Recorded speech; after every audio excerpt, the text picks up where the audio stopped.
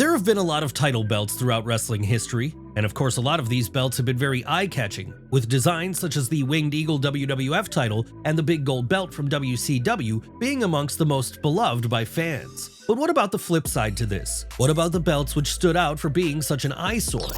Well, that's exactly what we're going to be looking at right now, starting with the red and blue Universal titles. Yes, if the old Winged Eagle belt was loved by the previous generation of fans, then the reason for that was because it looked beautiful, like something the champion of a sport would proudly wear around his waist. Unfortunately though, as the years went on, we got rid of that design and eventually moved on to what we got with the Universal title designs. Why were these belts such jarring colors? Well, because they needed to be able to shout very loudly about what brand they represented. Yes, Vince McMahon wanted fans to clearly know if the Universal title was being defended on Raw when it was held by Brock Lesnar or Seth Rollins, or if it was being defended on SmackDown when Roman Reigns was in the midst of his 1,316-day run with it, so he gave each belt their own color code. So it should come as no surprise that both of these belt designs were largely reviled by many fans, with the red one being the subject of particular vitriol when it was first unveiled during a match between Seth Rollins and Finn Balor at SummerSlam 2016. Fortunately though, in the years since then, the Universal title has been formally merged with the WWE title after Cody Rhodes won it at WrestleMania 40, meaning we don't have to worry about seeing its crazy color schemes on our screens anytime in the near future in either of its incarnations. But of course, the red and blue versions of the Universal title aren't the only ones which existed over the 8 years that belt was active. No, there was at one point a special customized version made for one of its holders, and that belt is our next entry as it happens. Yes, we're talking about the Fiend belt. Yes, the Fiend's customized version of the Universal title truly was ugly. But to be fair, it really was supposed to look this way, as it was being carried by a horror movie villain-inspired character after all. What was so ugly about it exactly?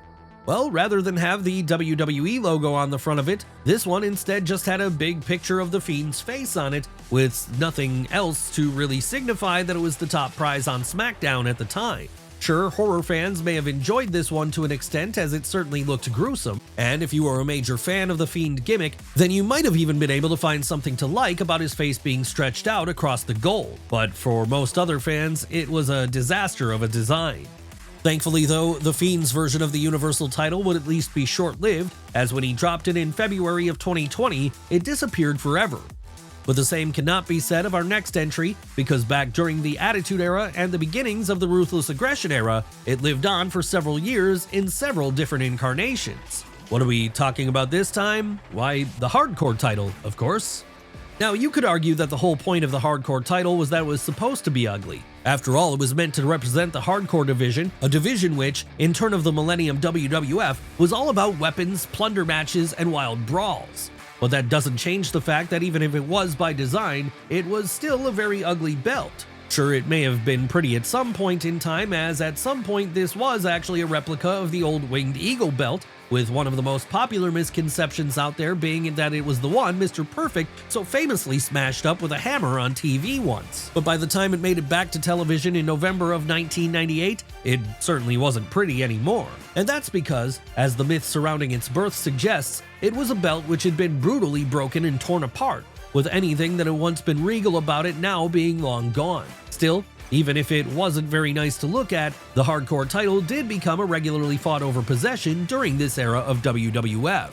Hell, over the course of its existence, it would actually change hands a full 231 times, with most of these title changes happening under 24/7 rules. In fact, so beloved would it be by some of the people who held it, at one point towards the end of its life, the Hardcore title even began to get some customized versions introduced, with two of the most notable of these being Tommy Dreamer's and Bradshaw's. Why were these so notable? Well, because they somehow looked even crazier than the original version. That's right, when the innovator of violence introduced his own version of the strap during the early 2000s, it would have a New York City license plate pasted over the front face plate. And when Bradshaw did the same at around the same time, his would have a Texas flag. But then the division was very much in its death throes at this time, ready to be put out to pasture once and for all. Of course, once it was gone and the Hardcore title was gone along with it, there were still plenty of bad belt designs to come, with one of these being our next entry, the spiritual successor to the Hardcore title, the 24/7 title. Yes, it was back in May of 2019 that in an attempt to boost flatlining Raw ratings, Vince McMahon decided that the best way to get some interest back for that third hour of Raw was for it to serve as a stomping ground for a new version of the old Hardcore division. But this one wouldn't be called the Hardcore division. Rather, it would be called the far more PG-friendly 24/7 division, with its title being the 24/7 title. Why was it the 24/7 title? Well, like with the belt which preceded it, this one was going to be fought over under 24/7 rules, meaning that so long as you had a referee with you, you could challenge the champion for it at any time, in any place, even if that be somewhere like a golf course, a private jet, or a bathroom. And while this could have led to some fun moments, the belt's design never quite got over with audiences, as it was such an eyesore to look at. Yes, this new prize had a green leather strap with a copper penny centerpiece, with it looking similar to something you would have got at a Toys R Us back in the day. Not the kind of thing which should have been presented as an actual piece of hardware people wanted to fight over on TV. So perhaps it should come as little surprise then that pretty quickly this belt became something of a comedy title, with the majority of its existence seeing it be held by R-Truth and defended during comedy segments, which usually ended with him running away from the jobber crew of 205 Live or Main Event. Even the most hardcore of fans would struggle to defend this one, and when Triple H clearly saw the division wasn't getting over as initially intended, he'd deactivate the title and make sure it was gone forever, when the final champion Nikki Cross quite literally dumped it in the trash on an episode of Raw. But that somehow wasn't the only time WWE ever did copper penny designs for a title belt. No, years before, they'd do the exact same thing with our next entries, the WWE Tag Team titles from the 2010s. Yes, the copper tag team titles were originally introduced back in August of 2010. And WWE had the best of intentions with this design, as they were going for something which was supposed to look like it was straight out of ancient Greece, complete with Spartan helmets on the front faceplate, the exact kind of thing the gladiators of old might have fought over. But in practice, we can all safely look back on it now and say that it looked like the tag team champions were wearing giant pennies around their waists. That's right, whether it was The Shield, The New Day, The Usos, or even the Rhodes brothers, all of the great tag team champions from that era had to be seen wearing this design at some point. And that understandably made them all look a little less cool whenever they were walking down to the ring or were holding their gold aloft after a hard-fought title defense.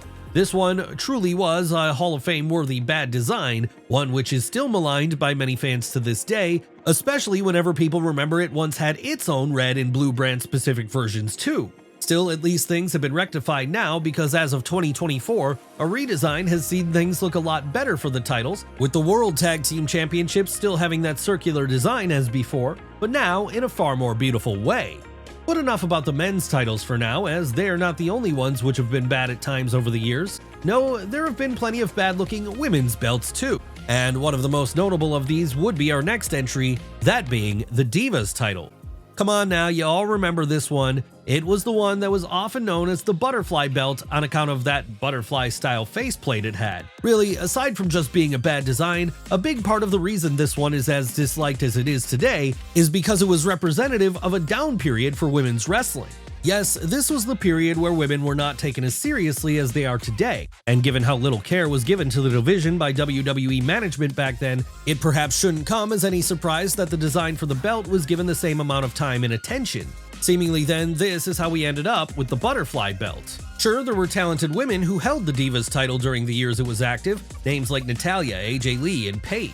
But any hopes they had of being taken seriously as top-level stars on the level of the men were always hurt by the fact that this was the belt they had to carry around with them whenever they were on top of the division. Thankfully then, when things began to change for the women of WWE following the rise of the Four Horsewomen during the mid-2010s, a decision was made to change things up with the belt too. And that change was to get rid of the Divas branding and instead return it to being the women's division, where they would fight over a women's title, with the last holder of the old butterfly belt being Charlotte Flair. But that shouldn't suggest that the women's title hasn't had its fair share of bad designs over the years too. In fact, one of them is our next entry, the Lay Cool split version of the strap. That's right. In order to explain, let us first take you back to the summer of 2010. That was the point where there were 2 women's titles on the WWE roster, with one being the WWE Women's title and the other being the WWE Divas title. As time went on though, and Vince McMahon felt he didn't need more than one prize in the division, he decided to unify the 2 belts during a match between then champions Melina and Michelle McCool at Night of Champions on September 19th of that year. Who would win this one? Well, that would be Michelle McCool.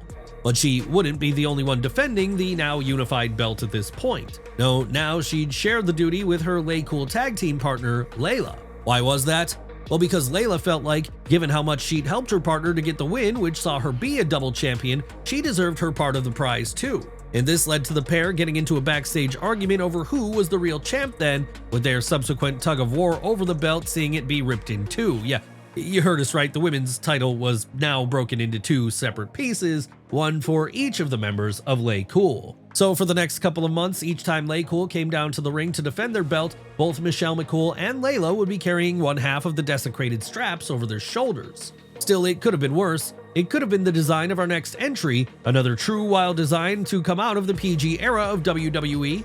What are we talking about this time? What else but Edge's Rated R Spinner Belt. Yes, while the spinner belt might be more closely associated with John Cena, at least that version was popular amongst a certain section of the audience. And that one certainly suited the superstar it was designed for specifically, with all its hip-hop culture-inspired elements included. When it came to Edge's version though, the one that he introduced in August of 2006 after winning it from Big Match John, the same couldn't be said. Why was that? Well, this version also spun, but when it did, it wasn't a WWE logo which was doing the spinning. No, it was a big Rated R logo instead. And yes, this was the point in that it was supposed to make you dislike it and want to boo it. Hell, the plan may have been to make fans miss the original John Cena spinner belt so much that when it finally came back, they'd begin to love it, but none of these changes the fact that it was a design most fans just didn't like. Sure, it may have only lasted around a month before Big Match John won the belt back and banished this away forever, but it says something about how wild looking it was that even now, this many years on, many fans still consider it one of the worst title designs in history. That's quite an achievement, especially when it's being directly compared to the spinner belt. Honestly, if we were to rank all the things that Edge had been responsible for throughout his wrestling career in a scale that has the tables, ladders, and chairs matches somewhere near the top, this would be close to the bottom, if not outright dead last. But Edge wasn't the only person who had their own ugly custom version of a world title made over the years. In fact, he wasn't even the only member of those iconic TLC matches who had this, because the same would happen with Jeff Hardy a few years later in 2010, though when it happened to him, it wouldn't be in WWE, rather it would be in TNA with his Immortal belt. Now we all know that Jeff Hardy is a very creative guy.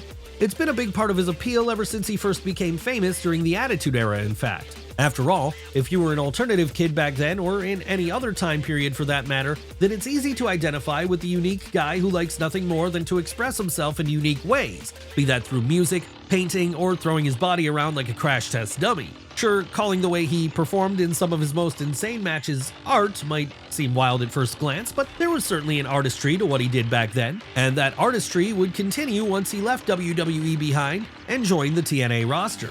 That said, for as much as we'd come to expect weird things from the charismatic enigma at this point, the one thing we didn't expect from him was that he'd get one of the strangest looking custom title belt designs when he finally won the big one down in the Impact Zone in 2010.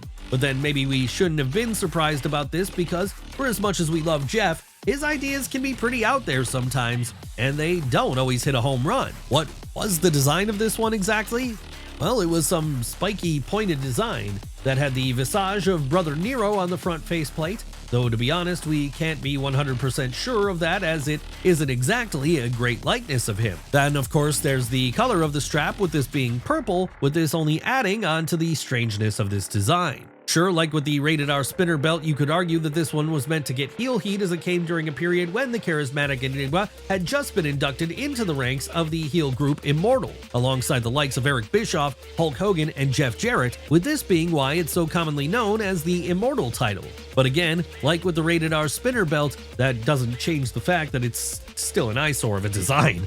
And it's not as if TNA didn't have the ability to make a better design at the time. No, back in 2010, the wealthy Carter family owned the promotion, so there really is no excuse in that respect.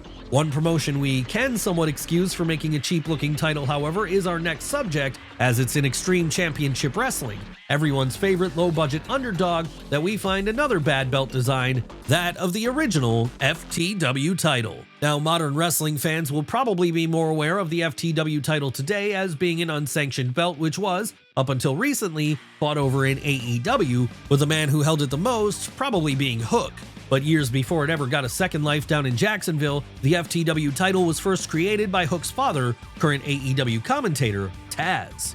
Why had Taz created a belt for himself? Well, after growing frustrated that he'd been unable to challenge Shane Douglas for the ECW World title following Douglas's injury, the Human Suplex Machine decided that if he couldn't win the official belt, then he'd just make an unofficial one for himself. And that's what led to him creating the FTW title. The only problem with the FTW title, though, was that, apart from never being officially sanctioned by ECW, it was ugly to look at. And that was because it was about as cheap looking as they came, with it basically seeming to be some kind of replica version of the Winged Eagle belt, complete with a bright orange strap.